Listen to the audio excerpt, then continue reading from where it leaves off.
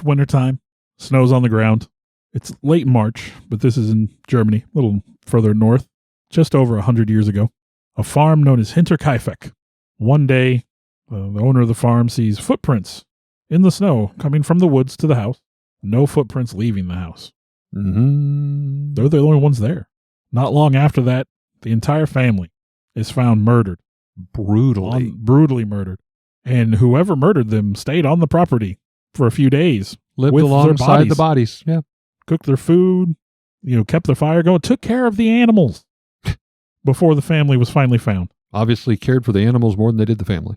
This is, I don't want to say a locked door mystery, but it's pretty close. What happened to the family here? There's multiple potential suspects on a cold case that's going on over 100 years. Tonight we're talking about the story of Hinterkaifeck. From a child born into this world, we are taught what to believe. Closed-minded we become, fearful to be deceived. Still we desire to know what lies beyond that locked door. The art of the storyteller, conjuring tales of legend and lore. History hidden, lost knowledge, things forgotten and the unknown. These are the things that direct us and will set the tone. Welcome, friends, to another episode of Nightmares on the Lost Highway.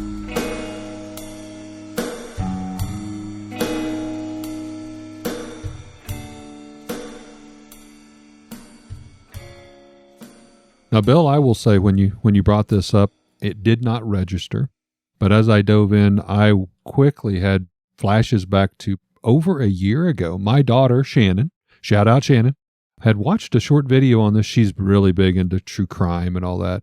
And she literally said, Dad, you and Bill need to do a podcast on this. And I had written it on a piece of paper, and I think I told you earlier, probably put it in my pocket and washed it in the washer. Yeah. I mean, I lost it. But this all came back to me, so it's like this was an intriguing story. I loved it. But it was really struck home because it's like, this is one that my daughter had asked me. Shame on me. My daughter, who listens to us, suggested this over a year ago, and I didn't even use one of her suggestions. Well, Hinterkaifeck's been on my list since the beginning because back when I had a regular Dungeons and Dragons game and we met, if not weekly, semi-weekly, Joe was one of our players, a friend of mine. I've known him since him and my brother were very, very young. Joe's been a family friend and a good guy. A little strange, but we would talk to each other about these kinds of stories all the time. And Joe doesn't go in for paranormal stuff, but unsolved mystery things, he digs that. And so he had brought up Hinterkaifeck one day, and we was like, what is that? So we got to talking about it, and he was telling the story much as we're going to tell it today. And it was just a really unsettling story. Very. To read the details, and he's like, yeah, whoever it was, they were in the house, it was like the footprints in the snow and all this. It's really a crazy story. And again, there's so many little, I knew the big picture part of it, if you will, but to do the research and start to read some of the other aspects of the story, like the family dysfunction and things like that. One of like an onion with so many layers. Yeah, one of the potential murderers was dead allegedly before the murders happened. Yeah. So it's like, wow, what is going on here? I know this is your podcast, but I'll do a very short story version, and then we'll really get into the meat of it. The Hinterkaifeck murders occurred on the evening of March 31st, 1922, when 6 inhabitants of a small Bavarian farmstead located about 43 miles north of Munich, Germany, were murdered by an unknown assailant. Now, the 6 victims were as follows. Andreas Gruber, age 63, kind of the father figure. Yeah. His wife, Kazila Gruber, aged 72. Now, I'm going to say Kazilia. Kazilia? That's the way it's written. I mean, that's the way it looks to me. Okay. But their widowed daughter, Victoria Gabriel, age 35. And then Victoria's children, Kazila, another Kazila named after her grandmother, age 7. A Joseph, age 2. Under the circumstances, it'd probably be Joseph. Joseph? I would assume. You're going to be correcting me the entire time. Well, it's a European name. I get you. I'm not saying you're wrong. I'm saying I'm wrong and you're right. But he was age 2. And then there was the one non-family member that was a maid, Maria Baumgartner. And this was 44. like her first day on the job. Literally her Worst first day. first day Worst ever. first day ever. And that's coming from someone who just had a first day at the job, and that was stressful. Now, I can't imagine getting murdered at the end of it. all of these victims were found struck dead with a mattock, also known as like a It'd be like a grub pickaxe. pickaxe. In American terms, if you want to think of it, we would call it a pickaxe. The perpetrators seemed to live with the 6 corpses of their victims for at least 3 days. Yeah. During this time frame, they ate the food out of the house. They fed the animals on Milked the property. the cows. Milked the cow. Started fires in the home fireplace. And the murders are considered one of the most gruesome and puzzling unsolved crimes in all of German history. Yeah, So that's the nutshell version. And Yeah, neighbors saw, buckle up, because we're going to jump down this rabbit hole. neighbors saw smoke coming from the chimney for days after the family would have been murdered. I mean, it's such a weird story. And again, when we get to the who actually committed the murders, I think in my mind there's a pretty obvious perpetrator. It'll be interesting because I have one in my mind. We'll see if they're the same. One of the potential suspects is one of the victims. Yeah. It's such a crazy story. In the days leading up to March 31st, 1922, there were many strange occurrences reported in and around Hinterkaifeck. Now when we say Hinterkaifeck, Hinterkaifeck's not a village. It's the name of the farmstead. Yes. You know, like Mar-a-Lago or whatever. It's the name of the building, the name of the farm. It's not a It's not a region it's not a town. Yeah. Because I thought Hinterkaifeck was a town at first. So No, it's just kind of the old family named farm. But in the months leading up to that, there were a lot of strange events that were reported. 6 months prior to the incident, the family and their former maid reported hearing strange noises coming from the attic, which would ultimately lead to that maid quitting and leaving the farm altogether. She thought the place was haunted. That's what she told people. And she always felt as if she was being watched when she was on the property. So she just left. Now, not to interrupt you, but to interrupt you, she also later came forward and alleged that Andreas, the father, she caught forcing himself sexually on the daughter Victoria, That which does come up could have later, too. also been part of the reason why she said, "I'm done, I'm out of here." Apparently, they were both convicted of incest in court. Say, yes, they were both found guilty. He spent a year in prison. I think she spent a month, if I remember correctly. And I'm sorry, but why would you send the daughter to prison? Well, they were convicted of it, so it may be possible that maybe he wasn't forcing himself. But all the stories I found was that he was forcing himself. So yeah, I was just like, man, like this poor girl didn't go through enough punishment. But yeah, anyhow, okay. So again, Andreas was not a good person. Apparently, he was short-tempered. He'd threatened people with firearms before. He was not a good dude. No. Andreas himself, to go back, he had found a strange newspaper from Munich on the property in that same month, and he never had bought it. Over 40 miles away. Yeah. He thought that maybe the postman had dropped it. However, that couldn't have been the case because as far as the investigations found out, no one in the area had subscribed to that particular paper. I had that even flagged the delivery man down one time and asked, hey, could you have possibly dropped? There was no address label or, it was just like somebody had purchased it at a newsstand. Yeah. And he said, nope, never saw it. And now to go back to one of the details that I find the most disturbing, chilling, however you want. Just days before the murders, Gruber told his neighbors he had found tracks of 2 people in the fresh snow on the property that led from the forest to a broken door lock on the farm's machine room, and that there were no footsteps leading away from the house. Now, from what I understand, this little addition was kind of tacked onto the backside of an L-shaped barn, and it was used for the pump or the motor that would kind of, had pipes that connected, but there wasn't actually even a door on this small enclosure, which I'm going to guesstimate was about an 8x10. So if they got in here and there was no footprints out, there was no door into the rest of the barn. Seriously, where did they go? Well, and later that same night, the family heard footsteps in the attic, but upon investigation, there was no one else in the building. So again, like, what's going on? What the heck? He also noted to his neighbors that one of his house keys had gone missing. Mm-hmm. And even like at school, one of Victoria's children had told school friends, which I assume would be the older daughter, that the family had seen a man with a thick mustache standing in the tree line watching the house. I saw that too. Now, Andreas had told several people about these strange happenings, but he refused any offers of help and never reported the incidents to the police because he didn't think they were worth noting. And any one of these individually, I lost a key, there were footprints. Any one of these individually wouldn't be anything to worry about. Now, when you pile them all together, It seems like there's something weird happening. Well, and I will say to your attic story of footsteps, that's why possibly the first maid quit. You said there were several people heard it. After the murders, when they did the investigation, they found piles of straw, burnt candles, remnants of food. So it definitely appeared someone was up in the attic. Well, instead of going to the police or anything, Andreas instead just borrowed a gun from one of his neighbors with the idea that he was going to protect his family and his home. Now, according to a school friend of Kazilia's, the daughter, the granddaughter, she said that her mother, Victoria, had fled from the farm the night before the murders after a violent quarrel with her father and was found in the forest hours later. So, of course, her and her dad did not have the best of relationships, of course, based on what we had said earlier. There was obviously some stuff going on there. Some hanky-panky. Now, on the afternoon of Friday, the 31st of March, 1922, the new maid, Maria Baumgartner, she arrived on the farm accompanied by her sister, and her sister stayed with her there for a while.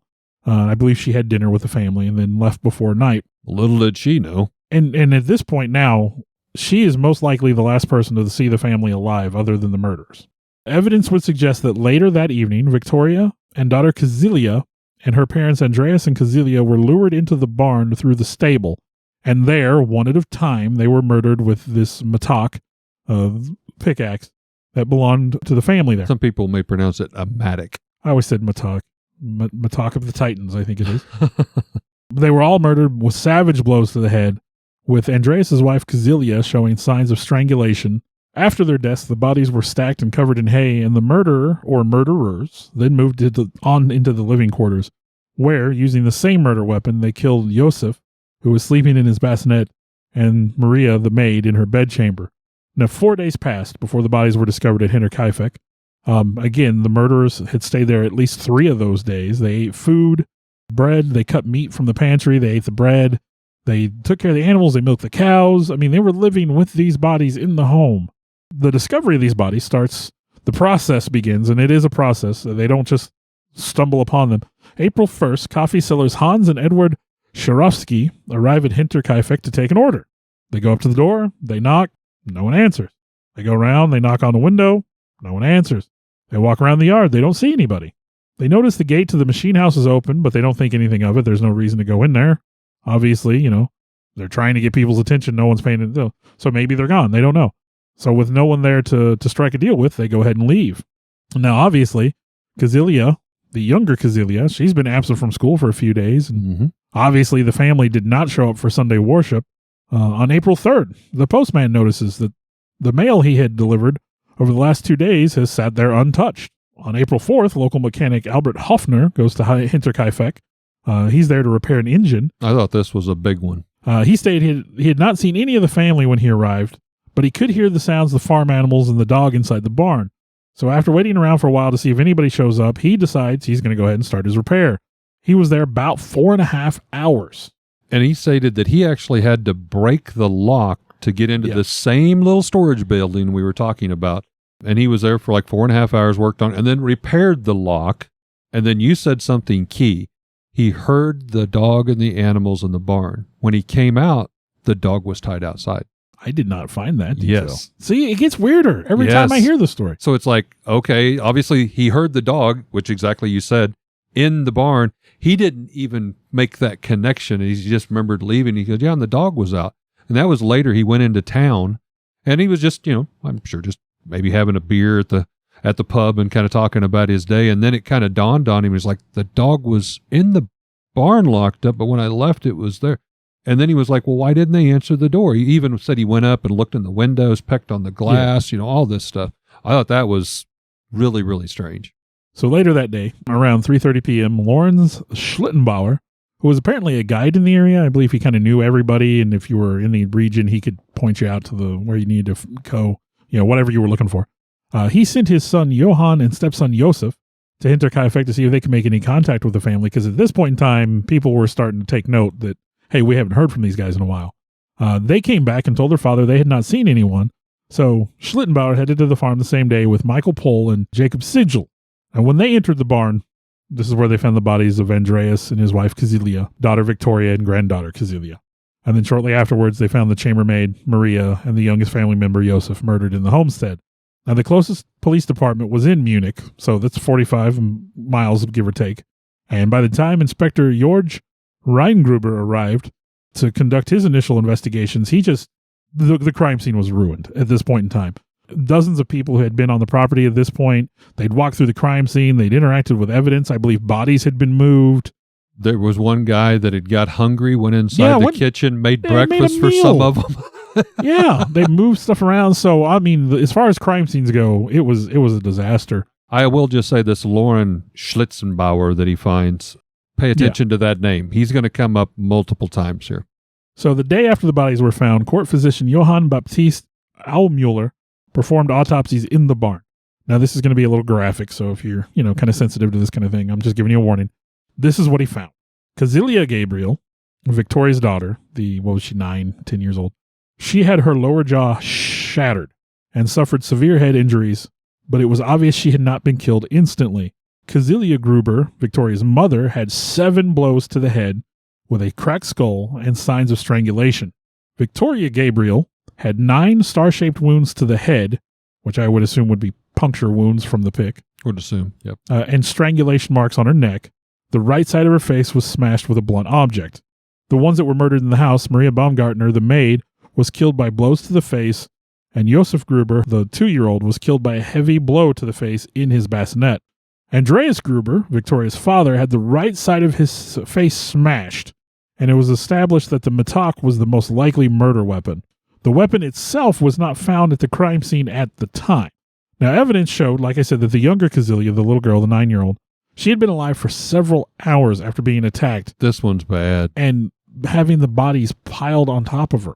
Well, and I'm going to get into a little bit more gruesome deals. She had her own finger marks around her neck. Yeah. As she most likely clutched her cut throat. Tufts of her own hair in her still hand. In her small clutched fists. Or it's believed, she lingered, as you said, maybe for a couple hours out there surrounded by her mutilated family members. Piled. Like they were piled together. Poor. I can't imagine. 7 years old. 7-year-old little girl. Yeah. Now, Joseph, the infant that was found in the bassinet, interesting thing here, a piece of his mother's clothing had been tossed over his body. And there was a suitcase that was out on the bed with some of her clothes in it, Victoria's clothes in it. So that was kind of an odd detail. At first, they suspected the motive to be robbery. Police interrogated traveling craftsmen, vagrants, and several, inhabitants from the surrounding villages. However, they gave up on robbery as the potential motive when they found a large amount of money still in the house. Mm-hmm. Apparently, they had money, and a lot of people knew about that, but, obviously they weren't robbed. Didn't seem to be the purpose. Whoever had committed the crime, like we said, they'd remained at the farm for several days. They'd fed the cattle, milked the cows, consumed all the bread in the kitchen, cut meat from the pantry. They stayed there. That in itself is kind of sick. That is morbid. Now, with no clear motive, police began to formulate a list of suspects. And despite multiple arrests, the murderer or murderers have never been found. The case was officially closed in 1955, and final interrogations took place as late as 1986. Wow. Now, this was before Chief Superintendent Conrad Mueller retired, and he wanted to try to close that case, but unfortunately, no luck. Now, court records say it was that the victims were probably lured into the barn by the sound of restless animals with a stranger on the property. However, it was later tested that if a human being was standing in the barn screaming, that would not be heard inside the house. So they couldn't have been lured out. Now, again, to kind of lay out the house, it was kind of in an L shape, and I found some diagrams online. Imagine the house, which sounded like was a 2-story with an attic on the very end, and then this elongated, like an L shape would come around, but right next to the house is the area where the bodies were found. So they were lured out of that house into kind of some holding corrals interior, and there was a hallway, for lack of a better term, a narrow hallway. They said that 2 people could not even walk shoulder to shoulder through. That's the area the bodies were found in a pile of straw. So again, how are you going to lure people out one by one and then maybe throw some straw over one and then get another one to come out and throw some straw on that one? This would have been, kind of planned out. I don't understand how this could have occurred. So the night after the crime, 3 days before the bodies would be discovered, artisan Michael Plöckel happened to pass by Hinterkaifeck, and he saw the oven head was on. There was smoke coming from the chimney there. and a person approached him with a lantern, blinding him in the darkness, so he couldn't see who he was talking to. Startled, scared by this, he kind of took off, heading on his way. But he did notice before he left that the smoke from the fireplace had a revolting smell to it. So no one followed up on this. I guess he did mention it to someone, but nobody looked into it. And they never were able to determine what it was that was burned in the oven. On April 1st at 3 a.m., farmer and butcher Simon Reiblander, maybe how you say that. There's letters in there I'm not familiar with. It's German. I don't speak German. No. But on his way home, he saw two mysterious figures at the edge of the forest, and when the strangers saw him, they turned around so that their faces could not be seen. When he heard of the murders of Hinterkaifeck, he believed that those strangers may have been involved, but, no one knew who they were. In the middle of May 1927, a stranger was said to have stopped a resident of Weidhofen, another village, about midnight, asking him questions about the murderer before yelling that he was the murderer and then taking off into the woods. No one's ever been able to identify who he was. What the heck? So as far as who actually committed the murders at Hinterkaifeck, over the years there have been more than 100 potential suspects, with the most unlikely suspect being Carl Gabriel. Now remember, I told you some of the suspects, you're going to have to bear with us because could they have been involved? Maybe, maybe not. Carl Gabriel was the husband of the widowed Victoria Gabriel. Wait a minute, widowed at time of death? Yes. He had reportedly been killed in December of 1914 during World War I. Declared missing in action. Yeah, his body was never recovered. And after the murders, people speculated about whether or not he had actually even been killed. And while he was gone, of course, Victoria had conceived and given birth to son Joseph in his absence. That obviously he was not the daddy of. The boy was rumored to potentially be the product of the relationship between Victoria and her father, which, of course, like we said, was documented in court, was a known fact in the village. Or, thirdly, from our good friend, the neighbor, Lorenz Schlitzbauer. Who's the daddy? And he's like a Maury Povich show here. If you jump forward in time just a little bit, after the end of the Second World War, captives from the Schrobenhausen region that were released early from Soviet captivity claimed that they had been sent home by a German-speaking Soviet officer who claimed to be the Hinterkaifeck murderer. Now, some of these gentlemen would later change their statements, so that kind of puts some doubt on what they said. But because of this, some people thought it was possible that this Soviet officer may have been Carl Gabriel. And, because again, there were people that reportedly saw him after his death. Right. And he was only missing in action. So I think now we're on to Eric's favorite suspect. Yes, Lawrence. That's who I'm definitely leaning to, as if you couldn't tell. Okay, to be fair, that's who I was leaning to. All right, we're on the same wavelength. We agree. He seems the most likely. And it was rumored that Victoria, may have had an early fling with one of the neighboring farm owners, our illustrious Lorenz Schlitzbauer. I said that name would come up. It's worth mentioning that this theory does have some merit. At this time, however, Lorenz was already married, but his wife would pass away within a few months. And within a few months of his wife passing away, you guessed it, old Lorenz Schlitzbauer was courting Victoria Gruber, now both as legitimate widows, even to the point where he asked the father figure, Andreas, for his daughter's hand in marriage. Now, didn't seem like Victoria's father, Andreas, and we've talked about him, he was a piece of trash. Yeah. He did not favor this union. Now, some speculate that was because Andreas had his daughter to himself living under his roof for very nefarious reasons. Others said it due to land disputes and some different things like that. But there was not a lot of love between Lorenz and Andreas, the father figure. Still, for quite some time, it went back and forth. Lorenz finally legally did accept the father, legally, of Joseph being his child. So I definitely think there was some merit there, and under the times and everything, that's my number one suspect. There is a chance, however, though, that Lorenz may have just done that to help Victoria, because if Joseph was an incest child from father with the daughter, he could have done that to take some of the heat off of Victoria. So it could have went, either way. But Andreas, I think we can all agree on, not a good man, full-blown creeper, stalker, offender, quite honestly, just inheriting, by the way, he inherited his fortune by being a hired hand on the family farm and marrying Kazila. So this man came almost dirt poor, married into the rich family of the Hinterkaifeck, and then married the daughter, and then just kind of took the reins, took over the farm, and, with everything there. Well, Schlittenbauer, more than just some of this, I mean, his actions immediately after discovering the bodies even cast some doubt.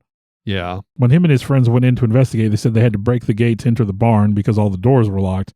However, after finding the bodies, he went and unlocked the front door with a key. With a key that possibly had been missing. Yeah, and entered alone, which after the fact many people thought was suspicious. When they questioned him, he said, "Oh, it was hung here on the wall." Well, yeah, and it's also allegedly the same key that Andreas said had gone missing. Yeah. Now, it's possible that, as a neighbor and, someone romantically involved with Victoria, maybe she had provided it to him. Now, the two men that were with him, I think, which were kind of neighboring farmers as well, they mentioned that he definitely led the brigade, if you will. Yeah.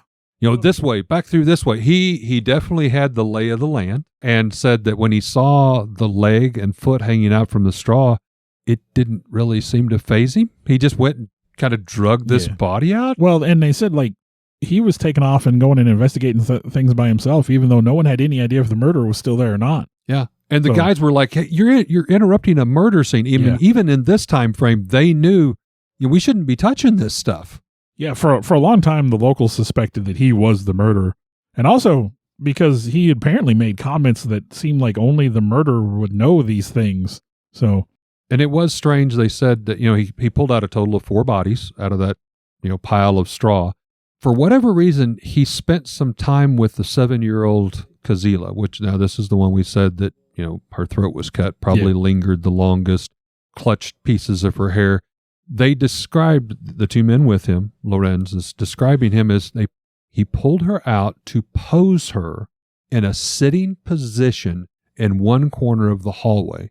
The 2 men said they were so appalled and taken over by grief of the bloodied victims, they left the barn nauseated, I'm sure vomiting, sick. And Lorenz is in here setting her up in the corner and posing her. And I mean, again, this guy seems to be a little calloused towards this. They actually left him and went to town to get the police, which of course then we said took several hours before they got there. Yeah, there's definitely some things he did that cast a lot of doubt on him. According to information in the case files, a local teacher discovered him visiting the remains of the house, which was demolished shortly afterward in 1925. And when he asked why he was there, Schlittenbauer stated, kind of with a faraway look in his eyes, that the murderer's attempt to bury the bodies in the barn had been hindered by the frozen ground. Many consider this enough evidence that, he had knowledge of the conditions of the ground at the time of the murders. Although, realistically, it's wintertime. He's a neighbor. He would, he had local experience. He would kind of know that. There's other speculation that he murdered the family after Victoria demanded that he financially support young Joseph. So maybe he wasn't trying to step up into the fatherly role. Who knows? Now, before he died in 1941, Schlittenbauer won several civil claims for slander against people who described him as the Hinterkaifeck murderer. So, he definitely held up that he was innocent until the time of his death. Another potential suspect was Adolf Gump. Imagine being murdered by someone named Gump. Gump. Of course, that Bubba Gump. I was going to say that has different connections nowadays than it, But he had connections to the Freikorps Oberland. And in 1951, prosecutor Andreas Popp investigated brothers Adolf and Anton Gump in relation to the murders in Hinterkaifeck, when their sister, Krosintia Meyer, claimed on her deathbed that they had committed the murders. After a short time, however, Anton was dismissed again, and in 1954, the case against them was dropped completely for lack of evidence. In 1971, a woman named Therese T. wrote a letter citing an event in her youth when, at the age of 12, she witnessed her mother receiving a visit from the mother of the brothers Carl and Andreas S. That's the only name I have. The woman claimed that her sons were the 2 murderers of Hinterkaifeck and said Andreas regrets that he lost his penknife during the conversation. And in fact, when the farm was demolished in 1923, a pocket knife was found that could not clearly be identified as belonging to anyone that was there. Oh, wow. But it could also belong to, the repairman or anybody, whatever. Really. Yeah. I mean, what do we say? Dozens of people had trampled the ground. Oh, yeah. Made breakfast and everything. So this was investigated, but, they didn't have enough evidence. I'd like to talk about the new maid on her first day, Maria Baumgardner. She was found in her bedroom, which was adjacent to the kitchen. Obviously she was there as a maid, so she would be there close to the kitchen. Her body was found partially under the bed with the bed sham partially pulled over her body. And it was believed due to her blunt force trauma to the skull, this is not something she would have reached up to do. Again, it was kind of like Joseph, the child, had a piece of his mother's clothing laid over. The murderer or murderers could have possibly pulled the bed sham partially over her body. Someone had also stacked neatly piles of clothes in the windows of the maid's bedroom because I guess her windows were a little bit lower. The thought was to keep anybody from possibly looking through the windows from outside. And then going back to the pickaxe and the whole attic instance. Now, police originally found a pickaxe leaning against the wall nearby the bodies in the barn. They thought this could be the murder weapon. However, it really didn't match up with the blunt force marks. Weeks later, when the police would further explore the attic, a small gardening shovel was found up there, which was consistent with the type of injuries the murder victims had and also had blood on it. And again, this goes up there. They said there were piles of straw. They thought that could have not only been for heat, but to help cushion the sound where maybe footsteps wouldn't be heard as easily from someone living or staying up there, which could all go back to the 2 sets of footprints that Bill very early on in the podcast mentioned. So we've got a few more suspects too. Peter Weber was named a suspect by Joseph Betts. The two had worked together in the winter of 1919-1920 as laborers and shared a room. And according to Betts, Weber spoke of a remote farm that he knew about called Hinterkaifeck. Ooh, coincidence? And he knew that only one old couple lived there with their daughter and her 2 children.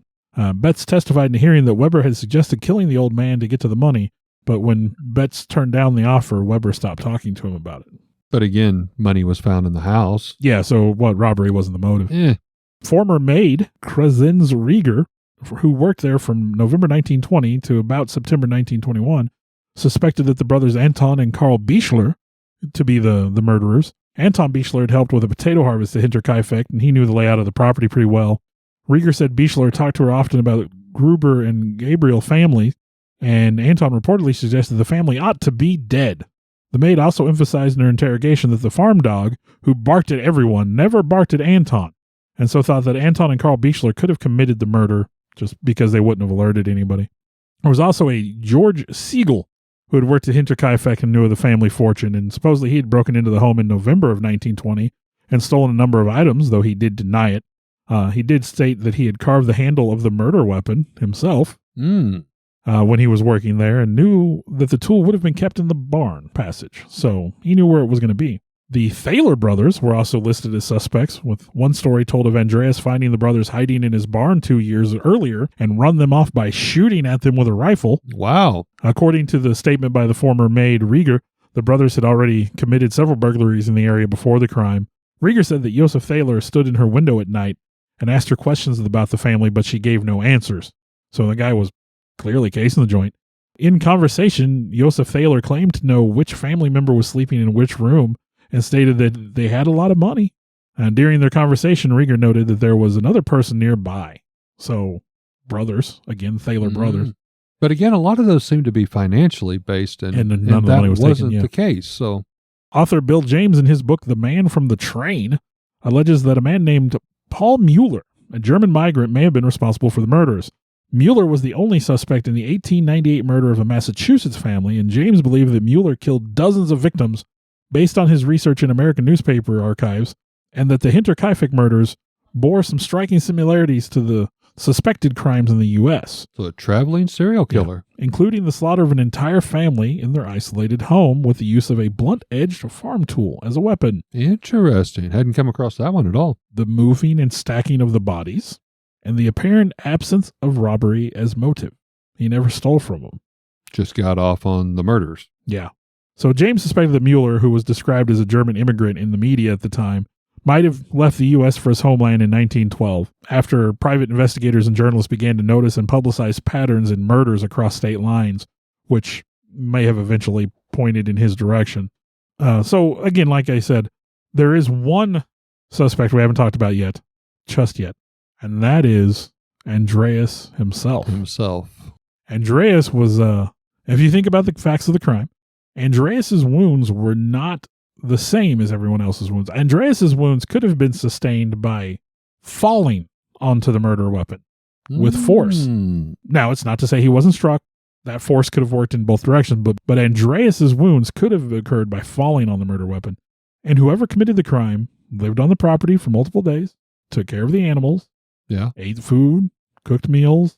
If the bodies in the house were covered, that might be, showing some remorse for what had happened.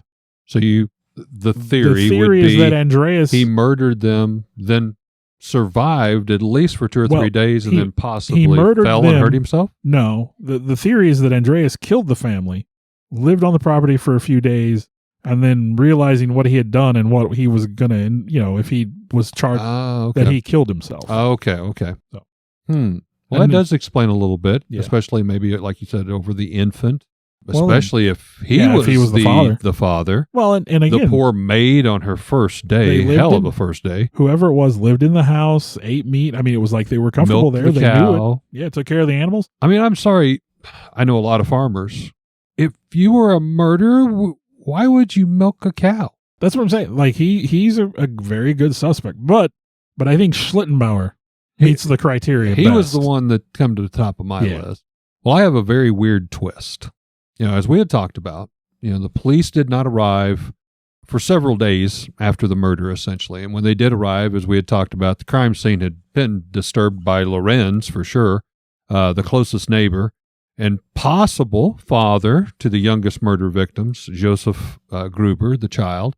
And if that wasn't bad enough, as we had said, 20, 30 people contaminating, for lack of a better term, the crime scene, walking through the barn, the house, making themselves breakfast, going and looking at the bodies. So the police didn't really seem to have a lot to go on. So in a very weird twist of events, a sign of popular times was spirit speaking, and in particular, seances to speak with the dead. I'm not making this up. It was proposed, and the police went along with it, that each of the heads of the victims be removed and would be shipped. I did read about to a psychic in a neighboring city. I didn't know that's why they did it. Yes. Here the heads would be placed on a table and a seance would be performed asking the dead to speak to help solve the mysterious events. Now, folks, this is Nightmares on the Lost Highway. This dials right into the weird, creepy stuff that we try to get to. A handful of police even attended the seance, but I will say were quite disappointed with the outcome of what they felt was only common knowledge, really no solid leads, very vague. The bodies by this time, headless bodies, had already needed to be buried. Nearly a week had passed by the time these heads had been shipped, the seance was performed. So then the heads were preserved and sent to the Museum of Science in Germany. There they remained until being lost during World War II, where several museums were raided and robbed by treasure seekers, Hitler's henchmen, stashing gold for the Nazis. Talk about a terrible, terrible ending to an already tragic, terrible ending. I can't even fathom. Yeah, it's crazy. That is insane. So the last little bit of investigation, in 2007, more than 80 years after the murders, students at Fürstenfeldbruck Police Academy used modern investigation techniques to take another look at the case and ruled out all but one of the suspects, believed to be the murderer at Hinterkaifeck. However, the suspected killer has long since passed, and they refused to name the person out of respect for the suspect's living relatives. Oh. So we'll never know who they thought was the murderer. Clickbait. I'm ready for headlines.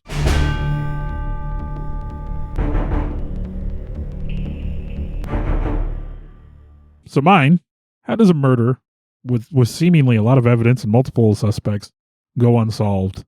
Right. For over 100 years? Well, to be fair, from thedailymail.com by Sophia Mann, dated May 2nd, 2023. It is easy to get away with murder in Chicago. 2/3 of all homicides go unsolved in the Windy City.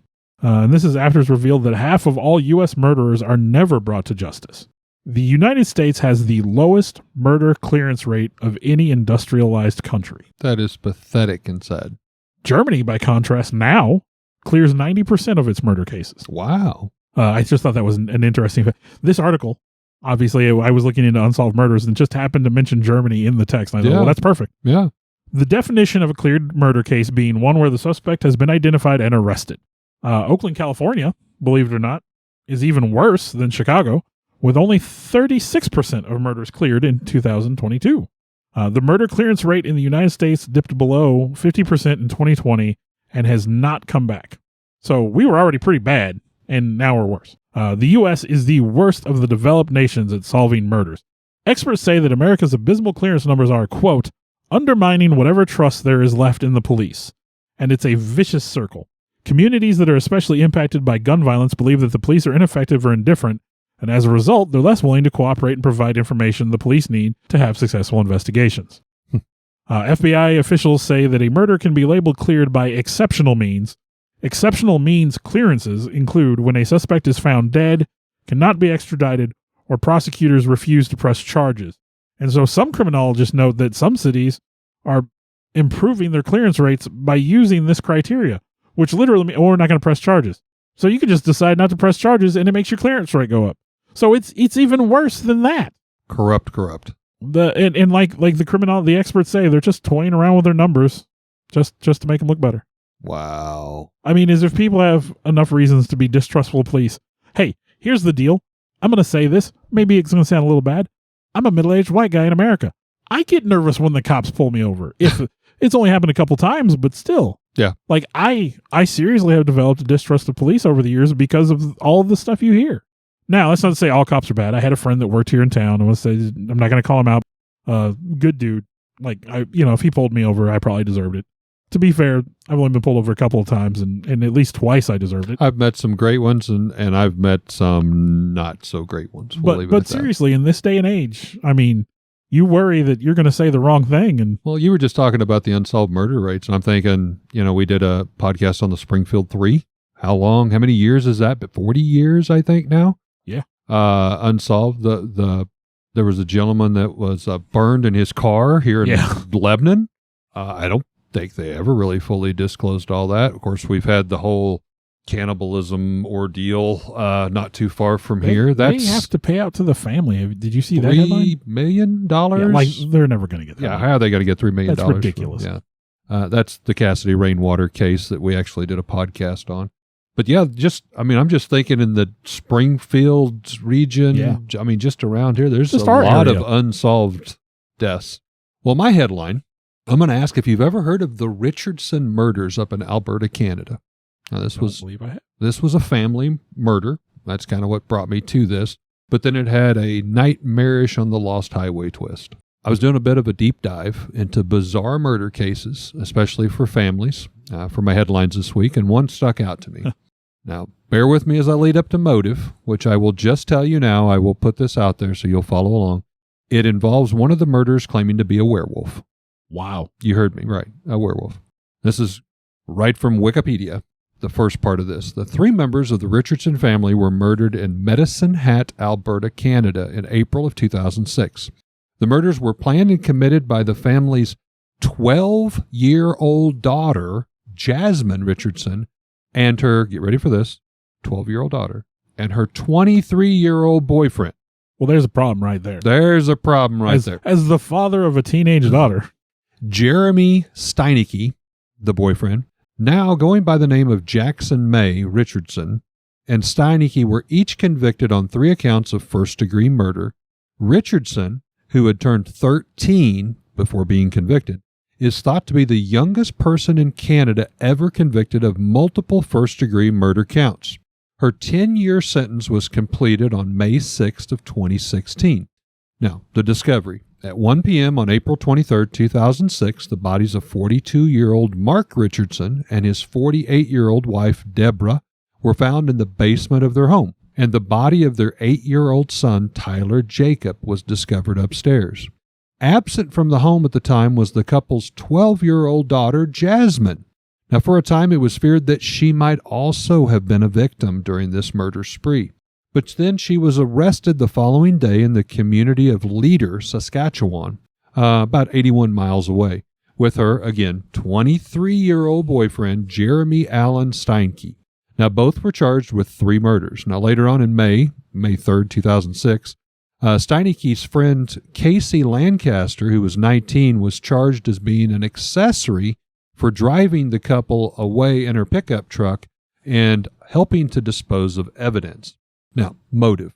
According to the friends of Jasmine, Richardson's parents had grounded her for dating Steinecke because of the age discrepancy. Imagine that. 12 and 23. Her friends had also criticized their relationship. And shortly after the arrest, Steinecke asked her to marry him, and Richardson agreed. According to friends, Steinecke, he told them that he was a 300-year-old werewolf. He allegedly told his friends he liked the taste of blood, and even wore a small vial of blood around his neck. He'd also had a user account on vampirefreaks.com website. The girl had a page at that same site, leading to speculations they had met there. Now, apparently this is kind of some Canadian-based website for gothic couples to meet kind of thing, just kind of put it in perspective. Weird. However, their acquaintance, Steinecke, later said the couple actually met up at a punk rock show in the early 2006, and that's where they actually first met. The couple was also found to be communicating on Nexopia, a popular website for young Canadians. So there were several possibilities here. Various messages they had sent to each other was available to the public before the accounts were permanently removed by the Nexopia staff.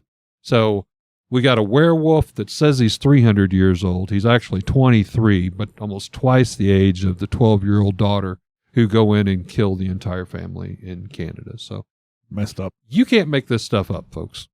I remember in high school when the girls would talk about dating some guy and he was college age or whatever. Like, as a high school boy, that seemed really irritating. Yeah. Which I get that girls mature faster than boys. To be fair, I'm still waiting to become an adult. So that sounds. I literally had a conversation the other day. So the place where I work, it's it's a lot of the important people work there, and somebody was talking about like they were uncomfortable around and they were trying to find the right way to use the word, like when you're like around like it was talking about like when you're at your job and like a manager or something, a VP or whatever comes in, and I was like, adults, and the person looked at me and goes, what do you mean adult? We're all adults. And I was like, I don't know if it's just Speak the way for yourself. I don't know if it's the way my brain works, but like I see that difference in like, oh, he's an important person in the company. He's an adult, like Executive I still kind of see level. that kind of thing. So I used to always joke that, you're only as old as you act, but unfortunately my body is making me act a little older than what I want to feel. I went on a hike yesterday. The weather was so nice. It was 60-something degrees in February, first week of February. And I went on a hike. And Missouri weather. Hang on, we'll probably have a blizzard tomorrow. Yeah. We went to Hahatonka, and we started at the castle, and we walked down to the lake, and we walked back up to the castle. And That's frankly, a hike. At a certain point, I thought I was going to have to get rescued. and Oxygen! After I got home and I had been sitting for a little while, I seriously, like, you ever watch the Osbournes? The way Ozzy walked? Like, I was shuffling through the house to the kitchen to get a drink of water. Old man shuffle. My body just... Yeah, like I still love playing video games and board games and acting like an idiot. And, we do this every couple of weeks, sit around and tell ghost stories. And yeah, some days I feel like I'm 80 years old. Some days my body definitely makes me feel 80 years old. So to our question. Now, Bill, Sir. I'm going to challenge you tonight to do a bit of role playing. We both play. I'm not good at that. We do a lot of RPG games, but you're going to be playing the role of a thief, a looter during World War II. You're one of those vagabond, low-life scums that steals whatever you can, sell it for the highest amount of profit to whoever pays the most. I can't be a gentleman thief? No. You really don't have any morals at all. It's just profit-seeking lowlife. Okay, so get in the role, get in that mindset. You receive intelligence that while Germany is being attacked, there's a museum filled with precious artifacts, rare paintings, manuscripts and boxes of goodies, and all you're seeing's dollar signs. You sneak in. You gain access. Grab what you can as quick as you can. There's no time to open boxes. Just load as much as you can and escape to later check your spoils. So days passed. You feel safe now. You're in a secluded place. You crack open a wooden crate, one of those that looks like it's out of Indiana Jones. You pry off the lid, and inside you find several human preserved heads. Heads or skulls?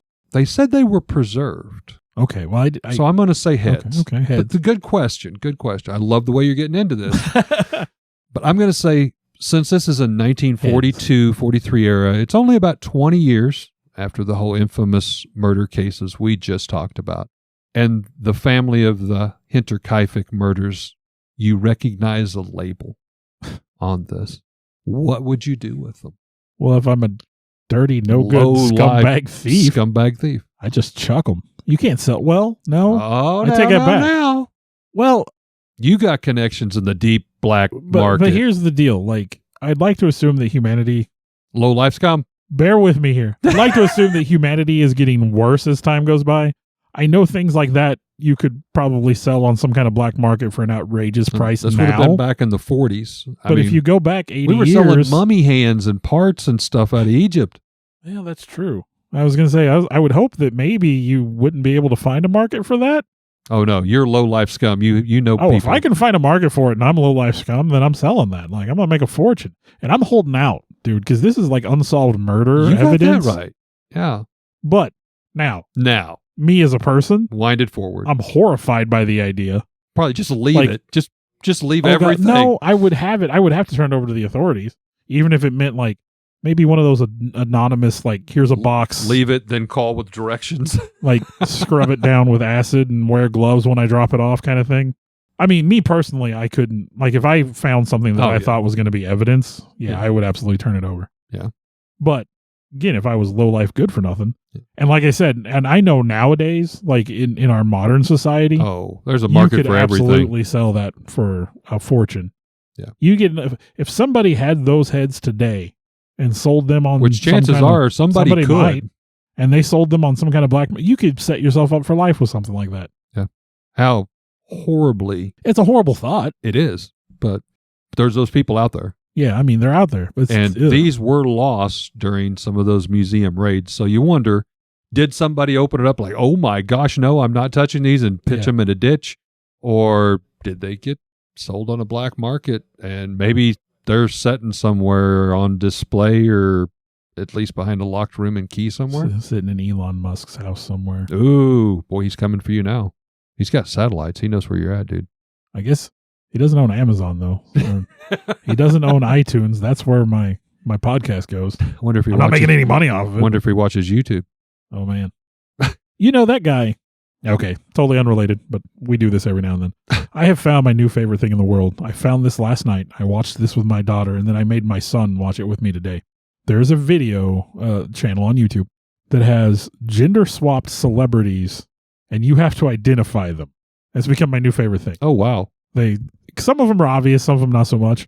But I will say, gender-swapped Bezos looks like that teacher that you had in school that yelled at everybody for no reason. Now, are these legitimate, like, gender swaps permanent? It's like an AI thing.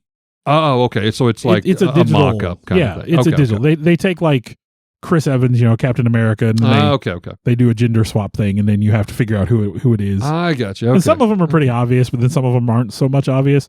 But then some of them, is it Logan Paul? Mm-hmm. Gender swap Logan Paul is a strikingly attractive woman. Mm-hmm. Now, I would never admit to that. But you just did. Except, nationally. In front of our hundreds of listeners. Dozens or whatever happened. But it was just a weird little thing. But again, that's interesting. I'll have to check that out. I don't know how we got here. I like weird things. You brought up Bezos and that.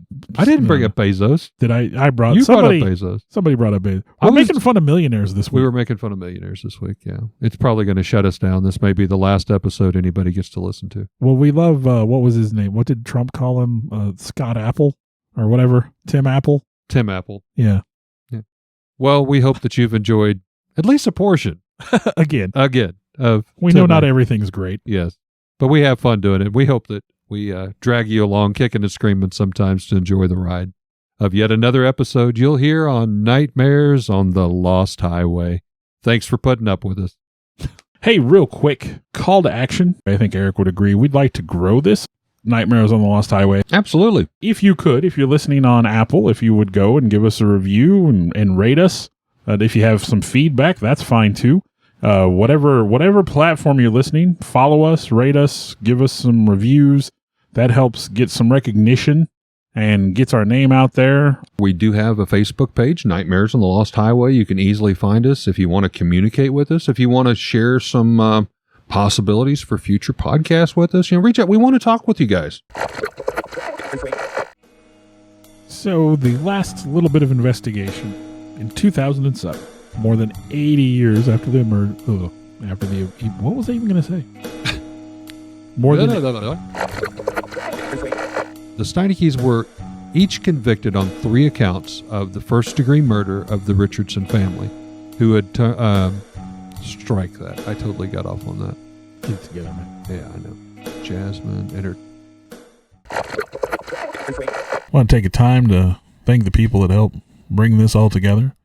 Alex Tudor, you can almost call him our producer at this point. Sarah Tudor, who also helps with some of the technical stuff. I want to take a moment to extend thanks to Eric for letting us use his space to record in, kind of our makeshift studio.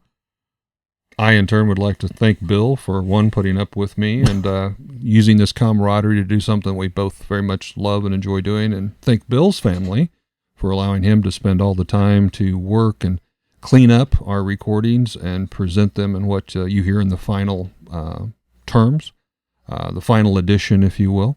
And I'd like to thank all of you for continuing to listen. I know we've got some loyal followers out there. We do this as a labor of love, but we're happy that there are people that enjoy it hopefully as much as we do. Thank you very much.